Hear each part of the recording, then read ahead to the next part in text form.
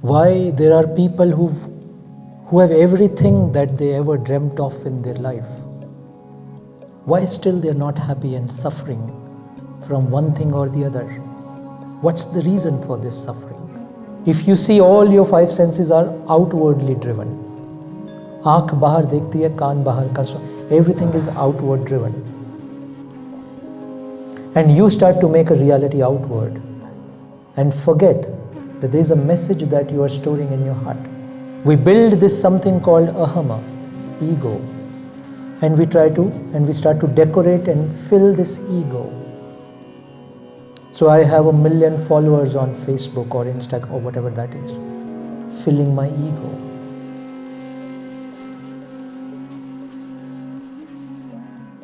Since I'm meeting most of you for the first time, I'll begin from a very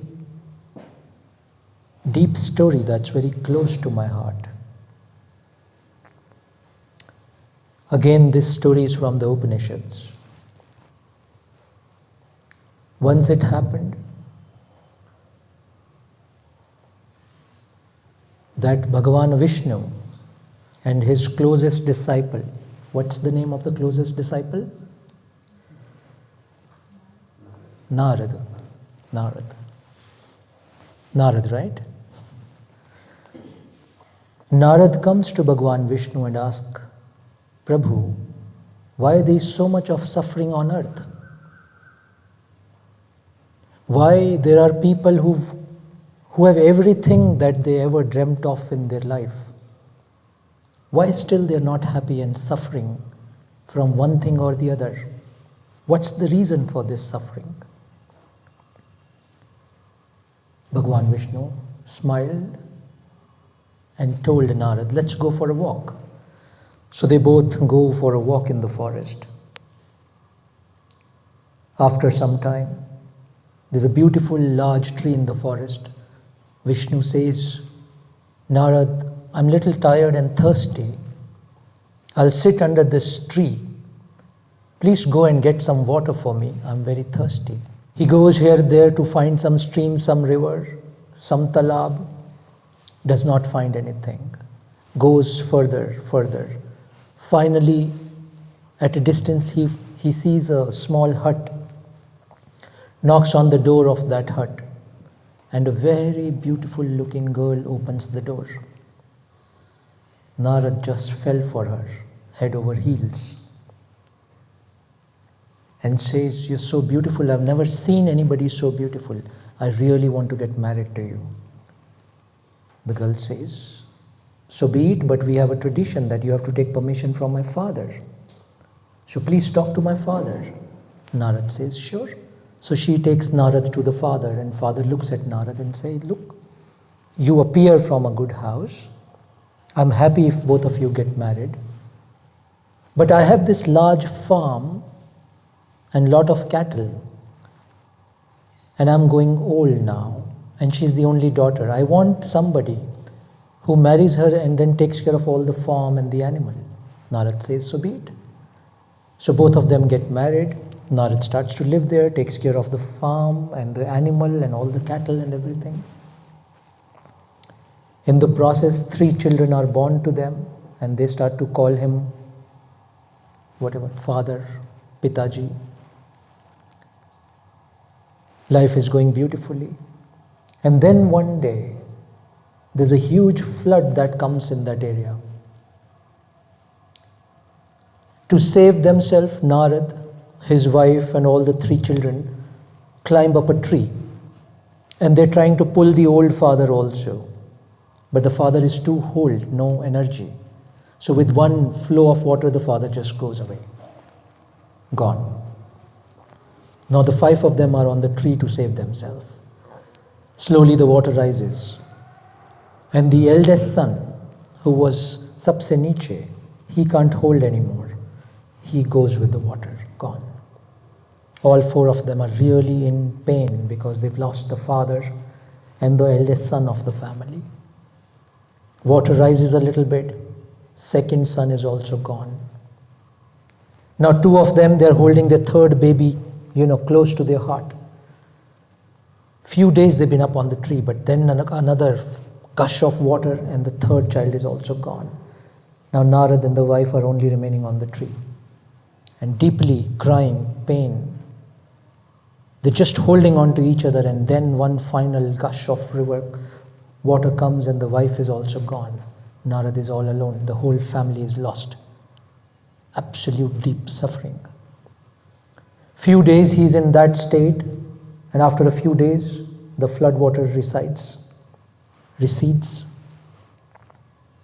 Narad comes down from the tree. It's been many days he's up on the tree. और उसका कंठ सूख रहा है. He's very thirsty. He's not eaten and drank in so many days. The moment he felt the thirst in his throat, he remembers Vishnu. And he said, oh my God, what just happened? He just runs in the direction where he had left Vishnu. And he finds Vishnu lying there under the tree. And Vishnu says, Narad, itni der kyun laga di tumne? Why did you take so long, Narad?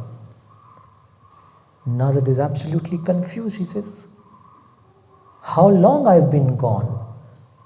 Vishnu says, it's been about an hour or so. Narad says, 1 hour? And I've lived my entire life and all the sukhas and dukkhas, less sukhas and more dukkhas of life. And Vishnu starts to laugh. He says, Narad, do you now understand why people on earth are suffering? Do you now understand why people on earth are suffering? Because we come here for something specific. The message was hidden in our heart to fetch water or whatever that work was. But the moment we come on this earth, the maya of this earth and the 5 senses we have 5 senses, right? If you see, all your 5 senses are outwardly driven. Aankh bahar dekhti hai, kaan bahar ka, everything is outward driven. And you start to make a reality outward and forget that there is a message that you are storing in your heart. But in the process of life, every day, we start to move away from us. You understand what I'm saying? Everything, every act that we do takes us away from us. And slowly we forget who we are and why we've come here.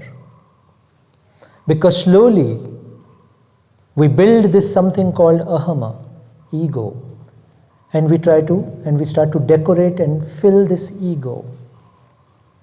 So I have 1 million followers on Facebook or Instagram or whatever that is, filling my ego. I am every day doing things so that this sense of identity that I have created becomes more strong. Are we together? Everything that we are doing in this life, I'm sorry if this sounds hard, everything that we are doing in this life is contributing, or we are doing so that our sense of identity becomes much more stronger. Am I right? If you do great things, Shalini, nobody recognizes it. The identity crisis happens. I meet young people every day. They come to ashram and they say, we're struggling with something called identity crisis. What are they really saying?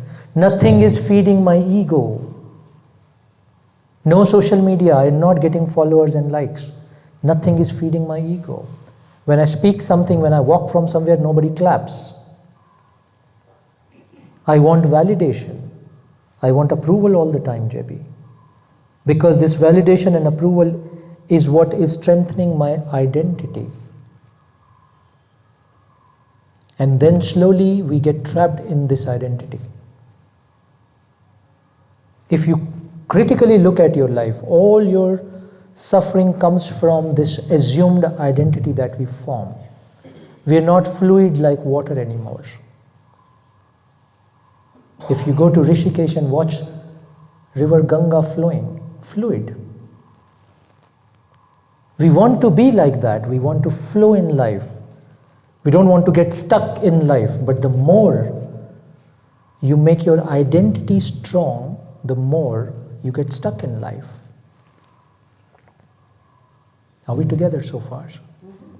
This identity is what starts to become your burden.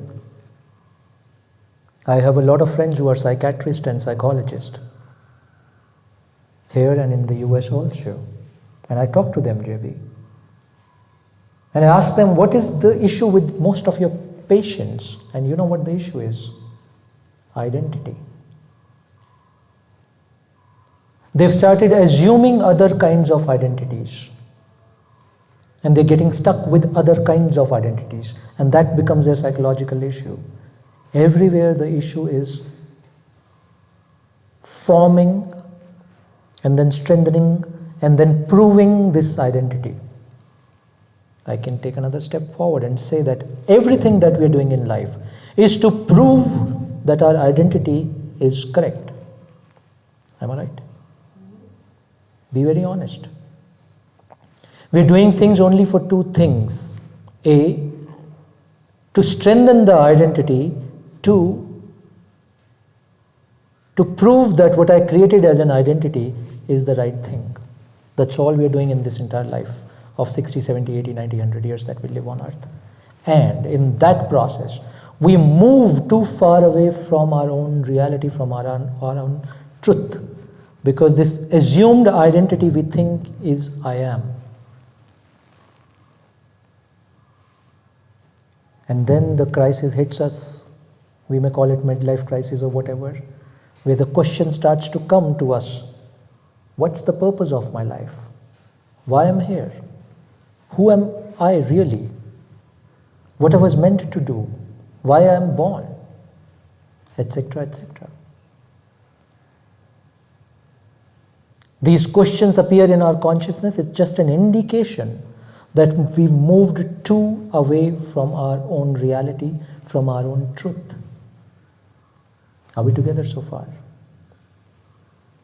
What is the spiritual process, if I may ask you? What is? We're all some way seeking something or interested in spiritual truth in some way. What is the spiritual truth? What is this process we're trying to do? We're trying to crack open this identity and see who's really sitting behind that. Isn't it so?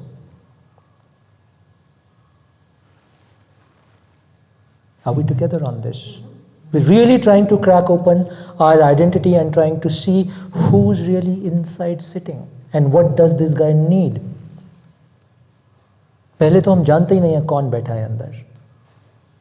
थोड़ा सा देखने लगते हैं तो we start to then see what is this guy needs inside.